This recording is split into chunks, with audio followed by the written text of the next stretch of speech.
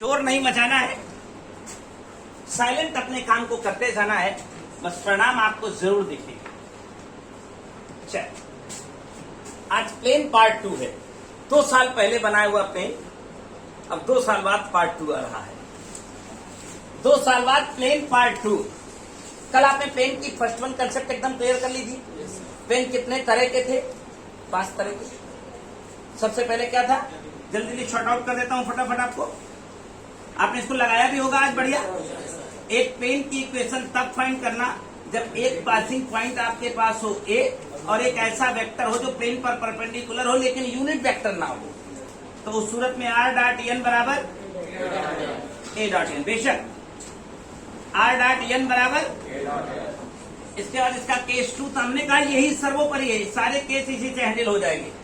इसके बाद एक प्लेन की इक्वेशन तब थी जब ओरिजिन से डाले गए परपेंडिकुलर की लेंथ पता हो। ओरिजिन से डाले गए परपेंडिकुलर की लेंथ पता हो और एक ऐसा वेक्टर पता हो जो प्लेन पर परपेंडिकुलर तो हो लेकिन वो एक यूनिट वेक्टर हो।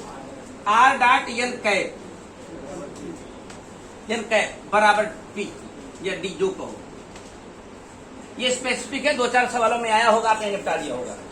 इसके बाद एक बड़ी और बढ़िया कंसेप्ट, एक प्लेन की इक्वेशन तब पता करना जब वो एक पॉइंट ए से पास होता है और दो आपस में अनपैरेलल, आपस में लेकिन प्लेन के ऊपर पैरेलल। प्लेन के ऊपर एक मैंने 3D डायग्राम दिखाया था आपको।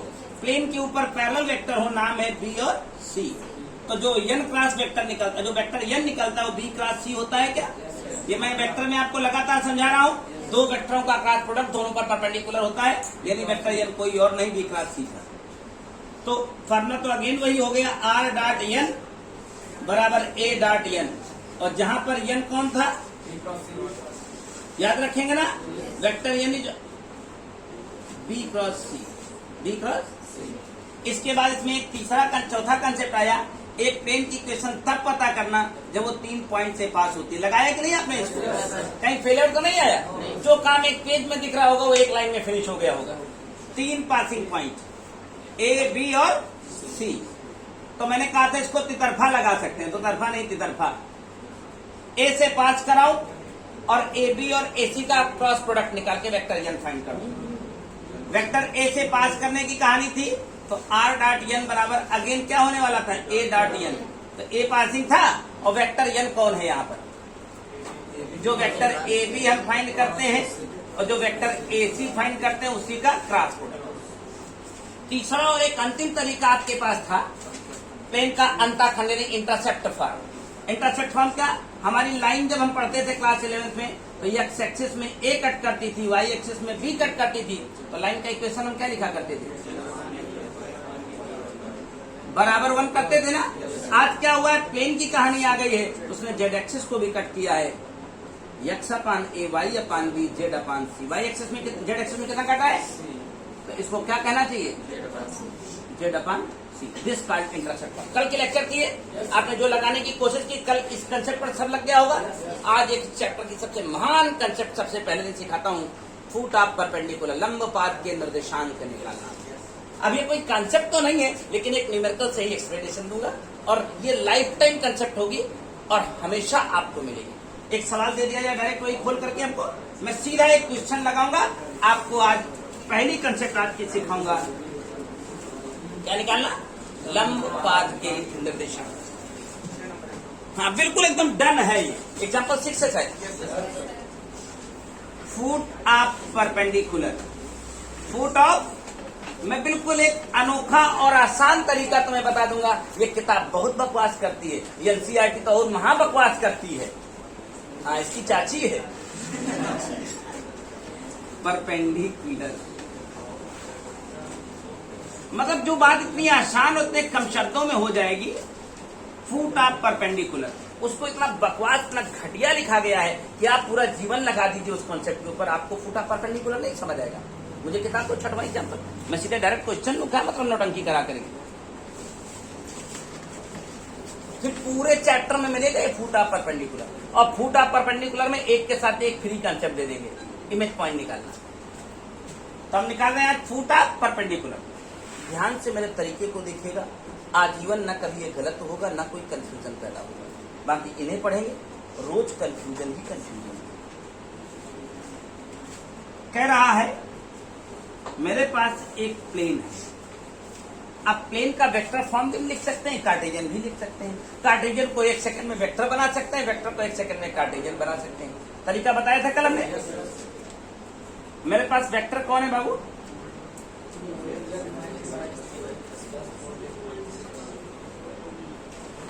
यही है ना। अगर इसका मैं कार्टेशियन बना दूं, r डॉट 2i खुश है यहाँ, 3j minus 3j plus 4k बराबर 6। तो आपको एक बात समझ में आ गई होगी, वेक्टरियन कौन है। और महान कंसेप्ट वेक्टरियन ही है इस चैप्टर में। बोलो वेक्टरियन क्या प्लेन पर परपेंडिकुलर होता है? क्या है उसका नाम? 2i 3j plus. मजा आ रही है? अब सवाल में क्या पूछा है, पहले ध्यान से सुनो मेरी बात।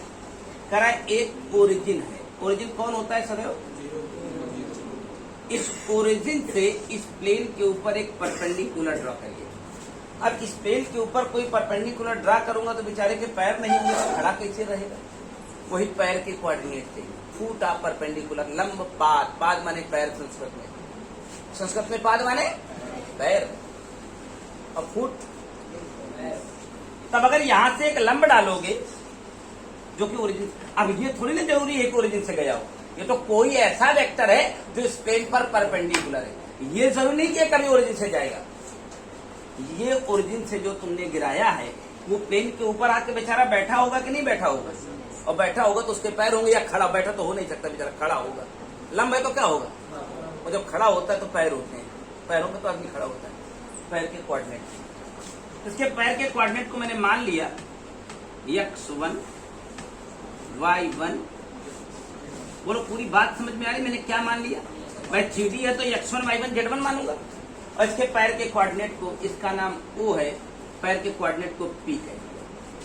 पैर के कोऑर्डिनेट को देखो, वेक्टर PO, वेक्टर पैरेलल है वेक्टरियन के। PO भी ऊपर जा रहा है, यहू ऊपर जा रहा है, ये भी लंब है, ये भी लंब है, तो ये दोनों आपस में पैरेलल नहीं होंगे। बस इतनी कंसेप्ट को मैंने इस्तेमाल किया है फुट ऑफ परपेंडिकुलर निकालने के लिए। बच्चा हमारा PO निकालना जानता है, कोऑर्डिनेट घटाने होंगे वेक्टर निकालने के लिए, क्योंकि आपने एक पोजीशन वेक्टर बता रखे हैं। तो PO निकालने के लिए 0 माइनस x1 अर्थात I, 0 minus y1, 0 minus z1,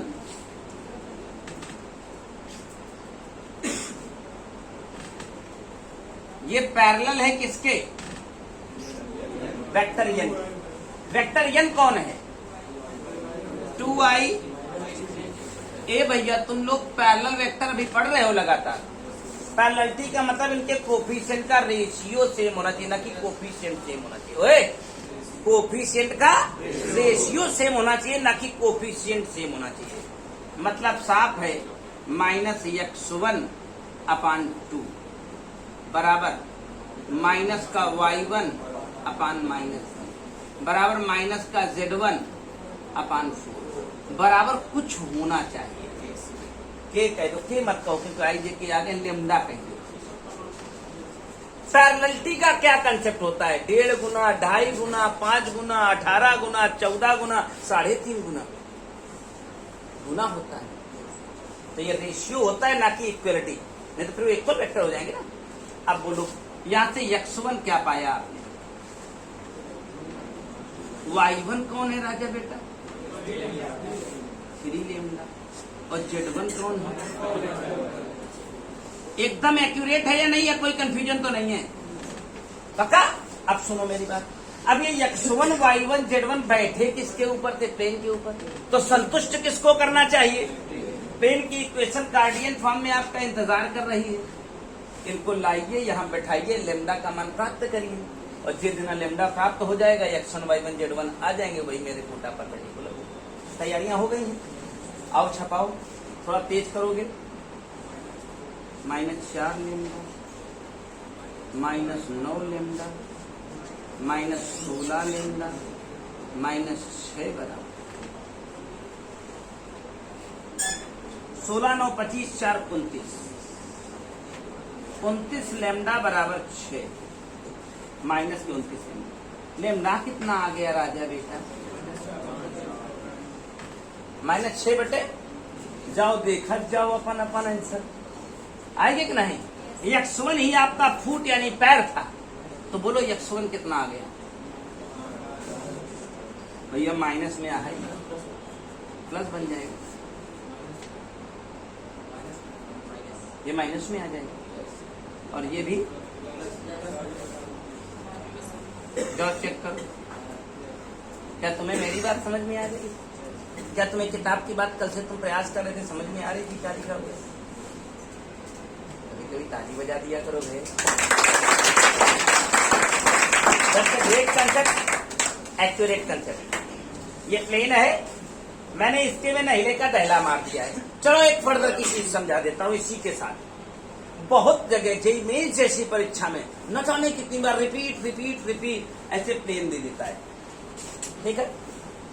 एक ये पॉइंट दे देता है कभी कभी। अब आप यहाँ ओरिजिन था, मान लो ओरिजिन ना होता, मैं एक और नया सवाल क्रिएट करता हूँ, फिर उसको भी समझाता हूँ। ये फूटा परपेंडिकुलर निकलना आ गया कि नहीं आ गया? पहले तो प्लेन की दोनों लाइन की पैरेललिटी दिखा दीजिए, पैरेललिटी की कहानी निकालिए। x1 y1 z1 जो लेमडा के टर्म्स में पाइए उसको यहाँ चिपकाइए, चिपका के लेमडा पाइए, लेमडा को यहाँ वापस चिपकाइए, छोटा परपेंडिकुलर तैयार। अब क्या है, मैं एक सवाल फिर से चेंज करता हूँ और फर्दर जो आखिरी एक्सरसाइज में है उसको समझाता हूँ। किसी प्लेन का किसी पॉइंट से इमेज निकालना, किसी पॉइंट से, ये आखिरी वाली एक्सरसाइज में आपके साथ आएगा। मेरे पास एक प्लेन की इक्वेशन जो आप दे दो, मुझे कोई नाराजगी नहीं, या जो मैं ले लूं, प्लेन तो है, ये प्लेन की इक्वेशन नहीं है। कह रहा है एक गिवन पॉइंट है 1, 2, 3। इस पॉइंट का इस प्लेन से इमेज फाइंड करिए। जब हम लोग क्लास 10th में होते थे, 10th में 11th में, तो मेरे पास एक स्ट्रेट लाइन हुआ करती थी। एनसीईआरटी में जब गए थे तभी मिला पाए 3 सवालों। कहता था एक पॉइंट है 2, 3, इस लाइन से इसकी इमेज निकालिए। बताइएगा क्यों नहीं? लाइन से इस पॉइंट की इमेज निकालनी होती थी, तो लाइन एज ए मिरर, मैं थोड़ा वापस याद दिला रहा हूं, लाइन एज ए, तो वहां क्योंकि बड़ा सस्ता काम था, कर लिया था। क्या करना था, सारा खेल, अगर इसकी इमेज निकालनी है तो ये एक मिरर हो गई। ये अगर पॉइंट किसी तरह पता हो जाए तो ये इन दोनों का मिड पॉइंट होगा। इसको मान लिया x y, इसको मान लिया, और अगर यह पता चल जाएगा तो मैं कहता था x + 2/2 बराबर ये मिड पॉइंट का x कोऑर्डिनेट, बोलो, और y + 3/2 का ये मिड पॉइंट का y कोऑर्डिनेट। तो सारा खेल है। अब ये x y कब मिलेंगे? जब मुझे ये मिलेगा, और ये निकालने के लिए 1 मिनट का काम था। इस लाइन की ये परपेंडिकुलर लाइन है, इस लाइन की है, तो इसका स्लोप अगर माइनस का 3/4 है तो उसका स्लोप 4/3 हो जाएगा, प्लस का। परपेंडिकुलरिटी की कंसेप्ट, इसका स्लोप निकालेंगे माइनस का 3/4 और पलट देंगे तो वो क्या हो जाएगा? स्लोप फाइंड हो गया, पॉइंट फाइंड हो गया, इक्वेशन निकल जाएगी y - y1, उल्टा हो जाएगा, प्लस का बन जाएगा, और x - x। मैंने पॉइंट फाइंड किया सरकार, बोलो। जब मैंने पॉइंट फाइंड कर लिया, सर लाइन फाइंड हो गई, लाइन को सॉल्व कर लें, ये पॉइंट आ जाएगा, और वही मिड पॉइंट का फॉर्मूला लगा के इनको निकाल। लेकिन जब लाइन का होता तो ये बड़ा सरल मसला होता था। आज प्लेन का पंगा फंसा है। अब देखो, ये प्लेन में कह रहा है इस पॉइंट का इमेज निकालो, तो इमेज मतलब प्लेन एज ए मिरर होगा, प्लेन एज ए मिरर होगा, तभी तो इमेज निकलेगी। तो अपनी इमेज देखते हो सवेरे सवेरे, तो बड़ा सामने लगा के मिरर कैसा दिखता है? जितनी दूरी पर तुम्हारा, तुम लोग छोटा छोटा सा शीशा रखे होगे, कुछ लोग तो शीशा रखे नहीं है, जितने इसके पास नहीं है शीशा, इसके पास नहीं है, दूसरा काम चलाता है ना, इसके पास नहीं है, मोबाइल से देख लेता है। आजकल सब कुछ तो मोबाइल में है। कुछ लोग कैमरा खोल के अपना फोबड़ा दिख लो। तो मिरर की क्या कहानी है, इमेज की क्या कहानी है? अगर ऑब्जेक्ट इतनी डिस्टेंस पर है तो इमेज पीछे उतनी ही डिस्टेंस पर बनती है, फिजिक्स कहती है। इसकी इमेज चाहिए भैया। इमेज तब ही निकाल पाओगे आप जब ये फूट ऑफ परपेंडिकुलर निकलाएंगे। बिना फूट ऑफ परपेंडिकुलर के इमेज निकालना संभव नहीं है भाई। मैंने कहा ये फूट ऑफ परपेंडिकुलर का जो इमेज पॉइंट है वो x, y, z कह दिया मैंने, और फूट ऑफ परपेंडिकुलर को मान लिया x1, y1, z1। क्या फूट ऑफ परपेंडिकुलर निकाल सकते हो? जैसे निकाल लीजिएगा तो यहाँ आके बैठ जाएंगे, और इन दोनों के लिए क्या करना, मिड पॉइंट का फार्मूला जोड़ देना भाई। अगर तुम्हें x1 पता है तो x + 1/2 ही तो x1 है, y + 2/2, y + 2/2 ही तो y1 है, और z + 3/2 ही z1 है। अब बोलो ये x, y, z कब आएंगे? जब x1, y1, z1 आएंगे। x1, y1, z1 कौन है? फूट ऑफ परपेंडिकुलर, लंब पाद केंद्र सांग। कैसे निकालना है आपने समझ लिया है अभी कि फिर समझाऊं? डन। यानी एक के साथ एक कंसेप्ट फ्री में आ गए। अगर फूट ऑफ परपेंडिकुलर निकालना आता है तो इमेज पॉइंट फिंगर्स पर आए। बोलो एक और कंसेप्ट क्लियर हो गया। अब आते हैं एंगल बिटवीन टू प्लेन्स। अगली कहानी एंगल बिटवीन टू प्लेन्स। अभी क्योंकि सफर 2-3 दिन का है, थोड़ा लंबा भी, कल भी चलेगा। कल सवेरे 6 बजे से आ जाइएगा तो 6 से 7:30 में फिजिक्स में दोनों पढ़ाते हैं, राइट। चलो अगला देखते हैं एंगल बिटवीन टू प्लेन। आपकी फिर किताब में जाके मरिएगा तो फिर किसी हाल के नहीं बचेंगे। मेरी बात सुनिएगा, मैं 1 मिनट में उसका समाधान निकाल दूंगा। किताब पढ़ोगे तो 1.5 पेज का फार्मूला लिखा है डेरिवेशन करके। हम तुमको उसका एक्यूरेट कंसेप्ट विदाउट डेरिवेशन के दे देंगे जो तुम्हें हमेशा अच्छा लगेगा। देखो एक प्लेन ये है, अब प्लेन है तो प्लेन की इक्वेशन भी है सरकार,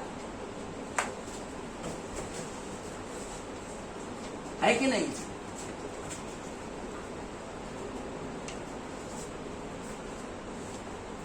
अगर दूसरा प्लेन एक ऐसे है, दूसरा ऐसे खड़ा है तो 90 डिग्री दिखा रहा है। मैं एक एग्जाम्पल सेट कर रहा हूं आपके लिए। इस प्लेन की इक्वेशन कुछ होगी, इक्वल टू कुछ कह दो, 10 कह दो, 5 कह दो। अगर ये दो प्लेन है, मैं एक एग्जाम्पल सेट कर रहा हूं, अगर ये दोनों आपस में परपेंडिकुलर हैं, आपस में, तो इनके वेक्टर n1 और n2 भी आपस में परपेंडिकुलर होंगे। अरे भैया एक n1 एक अरे ऊपर लंब खड़ा हो जाए और n2 बोलो, तो जो एंगल बिटवीन प्लेन होता है वही angle between vector n1 and n2 होता है।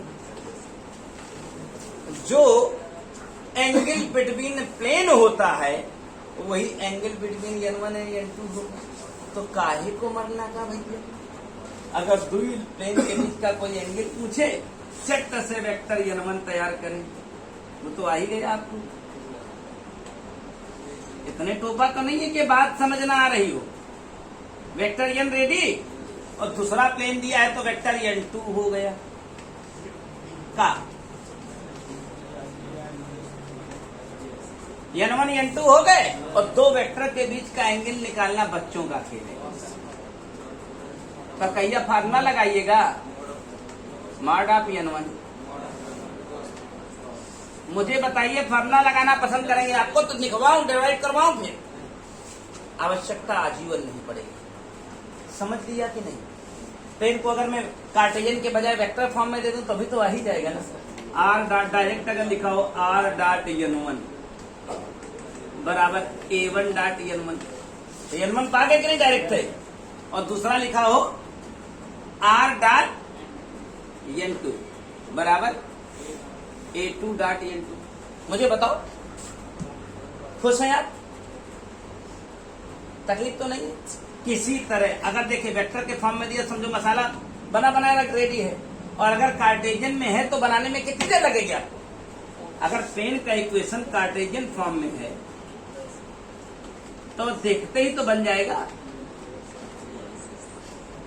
वेक्टर n कौन है यहाँ? तो पहला वाला प्लेन है तो n1 हो गया, 3 आई 6 के 10 के, और दूसरा वाला है तो देखो मैं सबको कह रहा हूं, आप एक छोटा काम के अपनी नोट्स जो मैथ लगा रहे हो तो एकदम साफ सुथरी एक जगह रखना, क्योंकि जब थोड़ा दिन बीतेगा तो भुला जाएगा। तो आपकी मदद करने कौन आएगा? आप ही करेंगे, मैं तो करूंगा नहीं। आपकी मदद कौन करेगा? आप करेंगे। और आप अपनी मदद कैसे करेंगे? जब अपनी कोई लिखी हुई चीज रखे रहेंगे, याद जैसे आप खोलेंगे वो याद आ जाएगी। फिर भी दिक्कत हो बताते ना, आपको वीडियो भेज दिया करेंगे 20 मिनट का। हम 6 घंटे का वीडियो भी आज तक नहीं बनाए किसी चैप्टर को। बड़े बड़े फिजिक्स मैथ के एक्सपर्ट साला 22 दिन एक चैप्टर पढ़ा रहे होते हैं। हमको आज तक समझ नहीं आई 22 दिन पढ़ाते क्या है। कोई 22 दिन पढ़ाते इसलिए सब सुहा हो जाता है। 2.2 घंटा अधिकतम, 22 दिन। सर N1 N2 आ जाएंगे तो एंगल बिटवीन प्लेन निकल जाएगा। किसी फार्मूले की चार्ट रखते हो क्या? किताब देख लो, कितना सुंदर फार्मूला लिखा है। आगे बढ़ो, बहुत खूबसूरत फार्मूला लिखा है। देखो, बहुत जबरदस्त फार्मूला लिखा है। हाँ, कुछ ऐसे A1 A2 B1 B2 ये बोरल ऐसे लिखा होगा। ये A1 A2 B1 B2 C1 C2 under A1 square B1 square C। वही है वे, वो N1 N2 के डॉट प्रोडक्ट निकाले के हम कुछ नहीं किया है। हाँ, चूतिया बनाने का फंडा है। Done. Angle between two plane की कहानी समझ में आ गई। फूट ऑफ परपेंडिकुलर निकालना आ गया। अब एक और चलिए, वो सबसे आखिरी एक्सरसाइज की तरफ मैं चल रहा हूं लगातार, कंसेप्ट सारे दिए दे रहा हूं। Angle between line and plane, ये एक रेयर केस है लेकिन एक ठो केस आके उलझाएगा। Angle between line and plane, एक लाइन और एक प्लेन के बीच का एंगल। एक दिन चर्चा करते करते मैंने उखाड़ा था वेक्टर में, इसको आज डिटेल में उखाड़ देता हूं। एक मेरे पास प्लेन है, इक्वेशन जो आप चाहें, कहें तो वेक्टर लिखूं, कहें तो कार्टेशियन लिखूं, बच्चा तो एक ही है ना, वेक्टर का कार्टेशियन, कार्टेशियन का वेक्टर बनना 1 मिनट का काम है। क्यों? मैं क्या ये वेक्टर एक कार्टेशियन फॉर्म है? ये रहा एक प्लेन, और लाइन अगर इसको क्रॉस करके गई है तभी एंगल बनाएगी। और लाइन का इक्वेशन अगर वेक्टर के फॉर्म में लिखें तो r डॉट r वेक्टर बराबर a प्लस लैम्डा बी। बोलो, अब इनके के बीच का एंगल कैसे निकालें? हमारे पास तो हथियार बहुत तगड़ा है, चलता ही उसी से हो। सुनो, इधर मेरी बात सुनो, पहले टेक्निकल बात सुनो, फिर अपने से भी निकलवाऊंगा मैं तुमसे। पेन दो महेश, एक ठो दो बेटा जल्दी से। देखो ऐसा है, तुम यहां मेरे पास आओ, एक पेन और लाओ,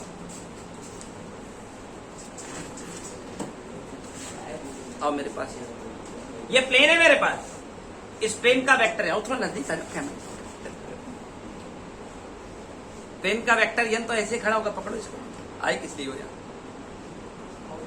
इस प्लेन का वेक्टर यन तो ऐसे है, जो लाइन तुम्हारी जा रही है वो ये है, प्लेन को क्रॉस कर रही ना लाइन, तो इस लाइन और प्लेन के बीच में एंगल ये है।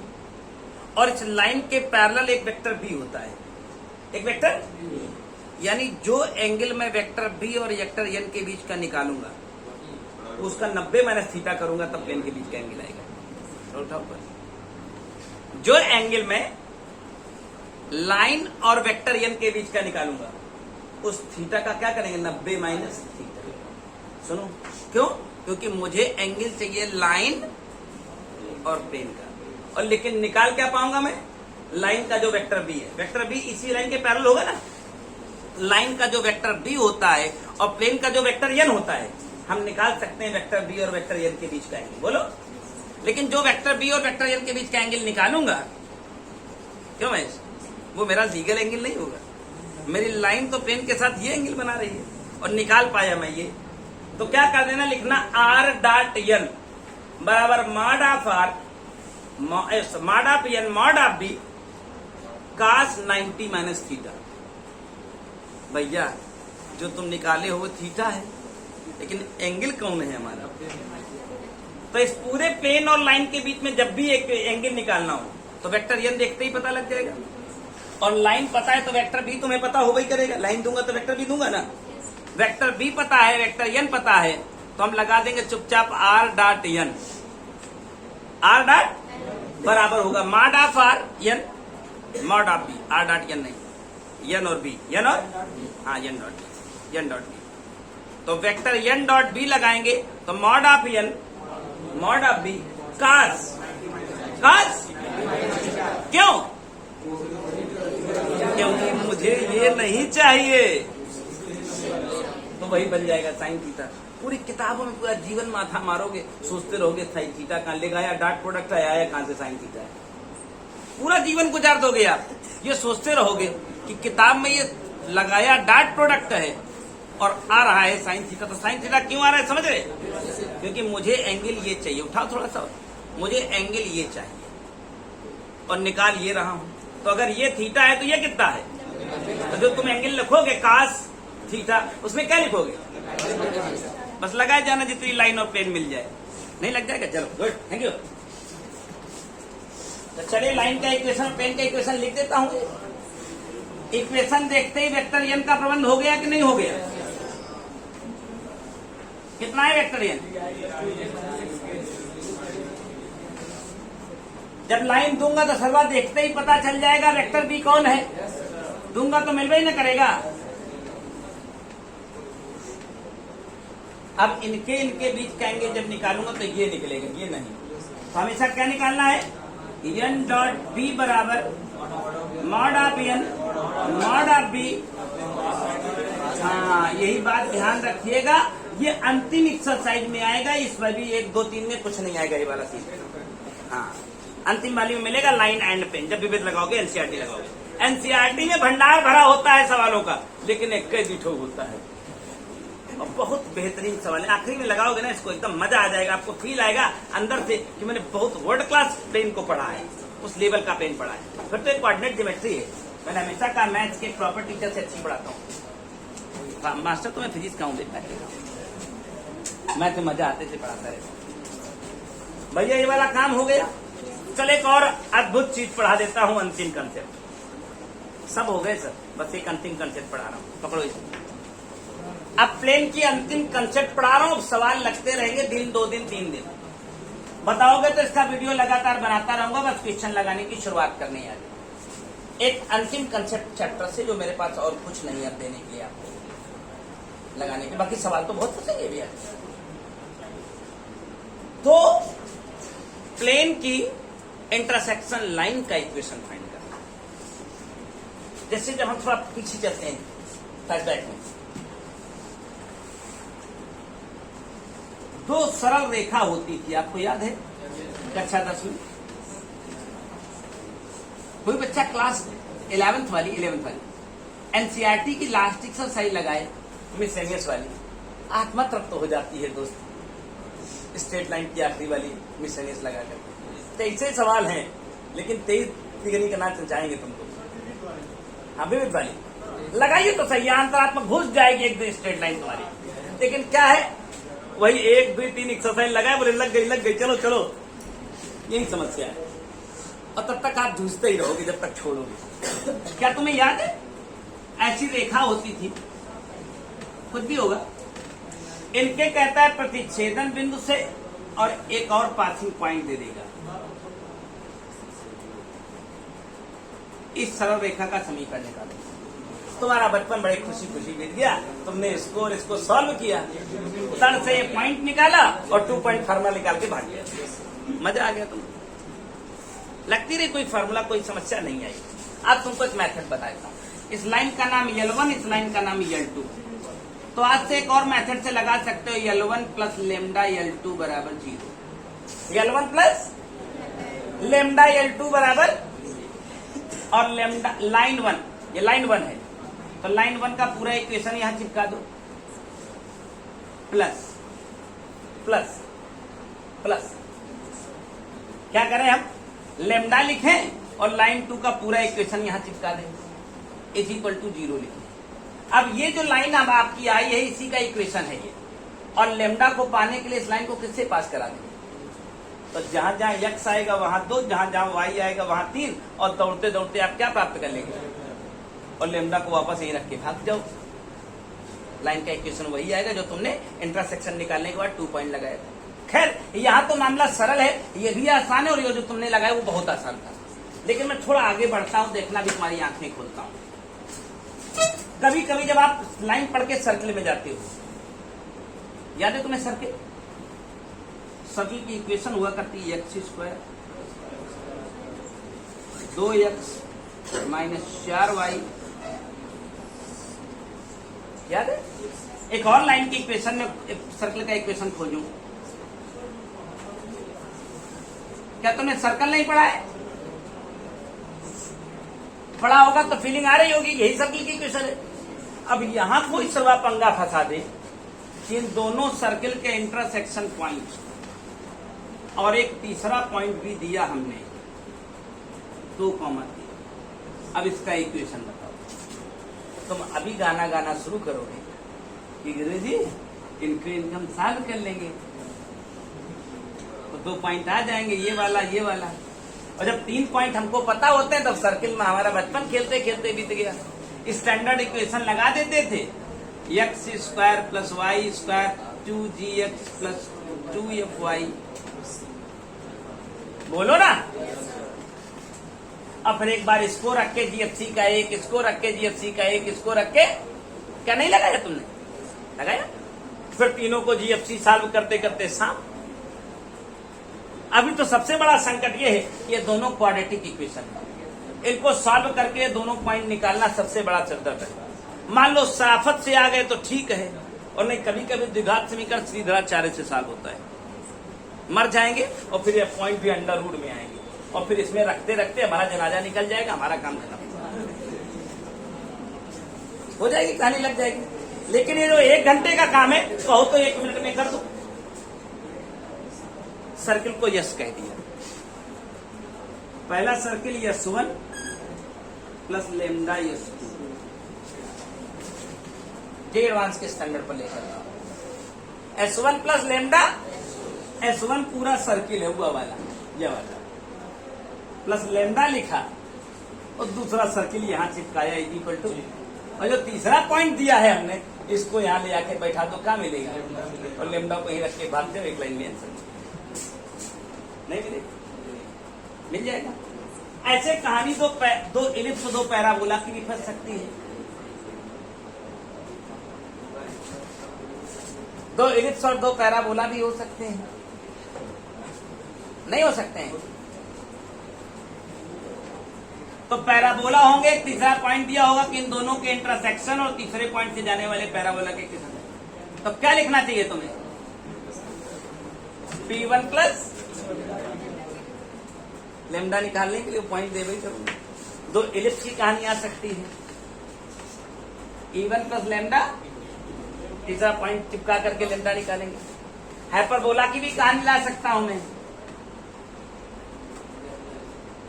सब जगह फिट होगा। 2D में फिट है तो आज 3D में क्यों नहीं? अब सवाल उठाता है। पूरी एक एक्सरसाइज, एक फिक्स क्वेश्चन आपके बोर्ड में आता है, कभी 5 का कभी 8 का, भरा पड़ा है संसार। प्रमाण के लिए मैं बैठा हूं। बोलेगा एक प्लेन का समीकरण, अब इसे वेक्टर दे देगा या कार्टेशियन दे देगा? Don't confuse. कार्टेशियन का वेक्टर, वेक्टर का कार्टेशियन बनाना आपके ये बाएं हाथ का खेल है।